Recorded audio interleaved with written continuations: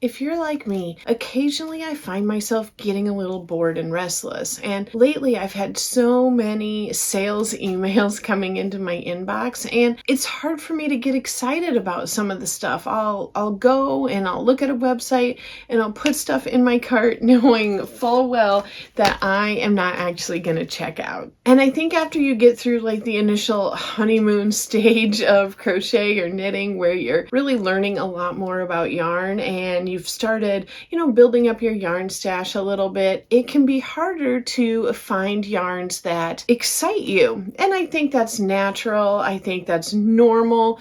But I think we do need to be careful that we don't abandon something we love prematurely just because we do feel like that little hint of boredom sneaking in.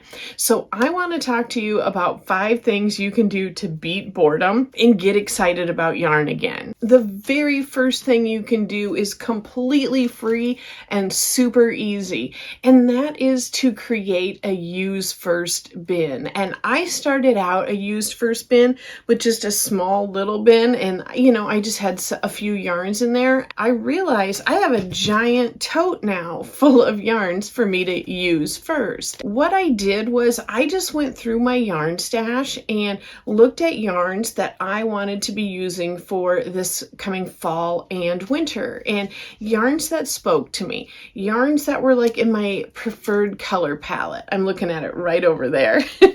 And like yarns that would be fun for the fall and winter, things that were like velvet, a little bit plushier, a little bit squishier and softer, and to me just felt cozy. I've got the tote sitting right out here, so when I walk into this yarn room, I can go right to the tote and see the yarns that actually do create the most excitement for me, because I'm going to be honest, if they're in my closet and I have to dig for them or hunt from them, I'm probably just not going to. Like, I sometimes forget they're there.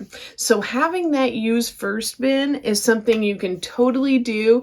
Doesn't cost any money. Just grab any bin in your house. It doesn't even have to be a bin. It could be a basket. It could be a laundry basket. But grab those yarns that you have and take this time to really look through and pull the yarn out, look at it, see if it excites you. Kind of like get in touch with what it was that drew you to it in the first place and put it in that use first bin. The second thing you can do, which really spoke to me, because like I said, I'm just inundated with different sales flyers, and a lot of the yarns I see in there, I've looked at multiple times. Maybe I've put it in my cart 5 times, but it's never really excited me enough to check out before. And yarn companies do come out with new yarns periodically, but they're not always ones that excite me. If you've watched any of my videos on spending less on yarn or budgeting for yarn, you'll know I'm not really a fan of mystery boxes. And a lot of times this is because those giant companies are kind of looking to get rid of the stuff they want to get rid of, the products they want to move, stuff that's being discontinued, stuff that never really took off. And so I feel like if I was spending $20 or $40 or whatever on a mystery box, there's a good chance that it's kind of like, I don't want to say second-rate yarn, but just yarn that maybe isn't as desirable. So I was super excited when Hooks and Needles reached out to me about partnering and checking out these subscription boxes, because I love the idea of I don't have to think about what I'm getting. I know it's already curated. I know it is top quality yarn and beautifully done. I'm so excited this box is here. Hooks and Needles is the go-to choice for crafters who love to either crochet or knit. And great news for your amigurumi lovers, there's even a subscription box for that. This box is perfect for beginners, but it's also enjoyable for anyone looking to improve their skills because it's got easy to follow instructions. There's high quality yarns. Mine was full of merino, and the magazine has your choice of different patterns to use it with. There's also tools and a free gift so you can get started right away. The magazine is loaded with tips, tricks, articles, guides, and additional activities for you. There's even an online community with over 14,000 crafters who love hooks and needles. This subscription box is so easy to receive. You can pause it, you can cancel it at any time. It is super flexible. I'm so excited about this newest box. I love this colorful purse, and I'm excited because not only did I get a free gift here, I also got the things I need to get started with that bag. But you don't have to do the bag. You can do any of the other projects. If you're ready to jump right in and get started right away, go ahead and click the link in the description box and use that discount code. So thank you to Hooks and Needles for sponsoring this portion of today's video. I am super excited to get into these yarns and check them out and check out everything that's in the book and get started.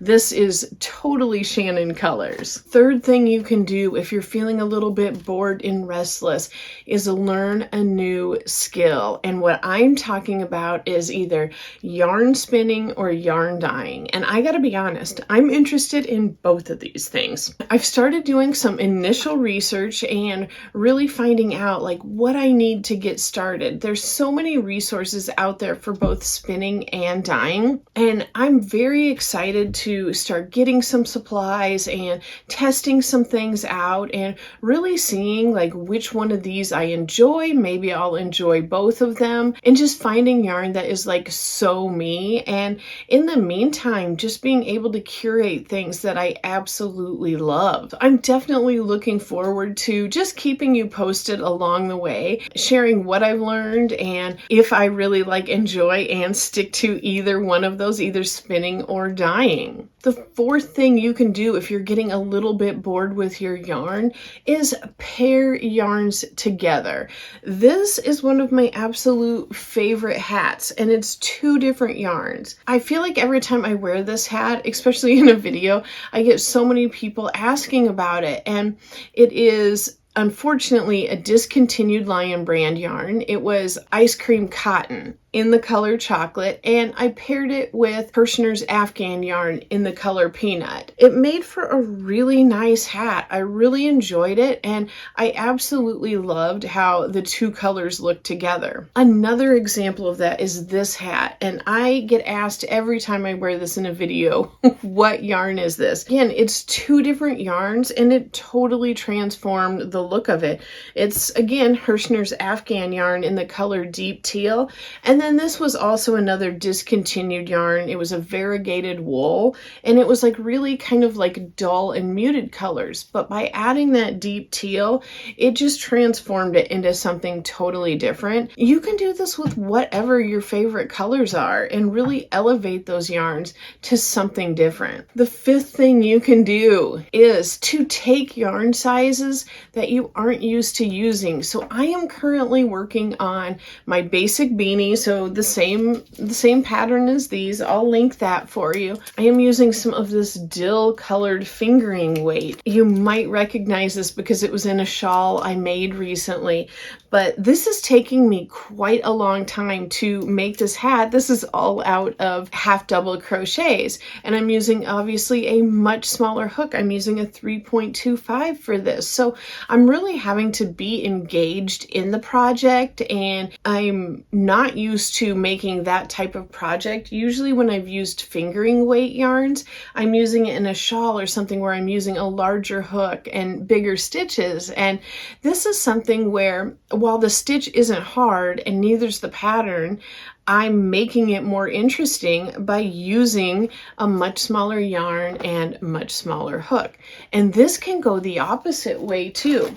If you're used to making lots of projects in fine weight yarn, bring out like a 5 or a 6 weight and experiment and see, like if you're doing a shawl and you normally use fingering weight, experiment and see what it would look like with a much heavier yarn. It could be something that is super super cozy and just really great to snuggle up with in the winter. I mean, I feel like in January, a nice thick shawl made out of like a chunky 6-weight yarn would feel so nice just to snuggle on the couch with. And I do have a bonus tip as well. And this one might be a little bit harder depending on what your situation might be. So I didn't want to add it into my list of 5 things. But try looking at your yarn through someone else's eyes. This could be a great opportunity if you are feeling a little bored or restless to volunteer some of your time. Is there someone who wants to learn how to crochet that you could maybe spend a little time tutoring?